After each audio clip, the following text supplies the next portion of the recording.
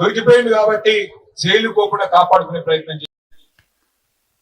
మెదక్కు వచ్చే ముఖం సీఎం రేవంత్ కు లేదని, ఇక్కడ హరీష్ రావు ఉండడని భయపడుతున్నాడని మాజీ మంత్రి హరీష్ రావు తెలిపారు. ఇవాళ దుబ్బాకలో మున్సిపల్ ఎన్నికల ప్రచారంలో హరీష్ రావు పాల్గొన్నారు. ఈ సందర్భంగా ఆయన మాట్లాడుతూ అన్ని జిల్లాలు తిరుగుతున్న రేవంత్ రెడ్డికి ఉమ్మడి మెదక్కు వచ్చేందుకు ముఖం లేదన్నారు.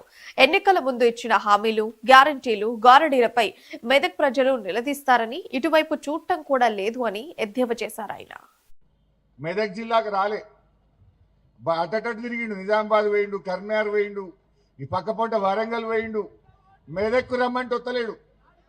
ఈడ హరీష్ రావు ఉన్నాడు, ఈడ గెలిచినట్టు లేదు. కాంగ్రెస్ వాళ్ళు రమ్మన్నారట మెదక్కు, రమ్మంటే రేవంత్ రెడ్డి మీ ముఖానికి ఒక్కటి కూడా గెలిచినట్లేరు రా, వచ్చి నా ఇచ్చేది పోతుంది, నేను రాను మెదక్ అన్నదట. చుట్టూ తిరిగిడు తప్ప మెదక్కు రాలే. మెదక్ వచ్చే ముఖం లేదు రేవంత్ రెడ్డికి. మెదక్ వస్తే మా ఏడుపాయలు అమ్మవారు ఊకుంటుందా? మా కొమరెల్లి మల్లన్న ఊకుంటాడా?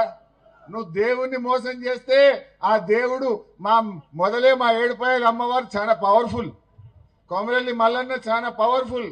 ఇలా దేవుళ్ళను మోసం చేసి ముఖం లేక ఇవాళ మెదక్ జిల్లాకు రేవంత్ రెడ్డి రాలేదు, వచ్చే ముఖం లేదు.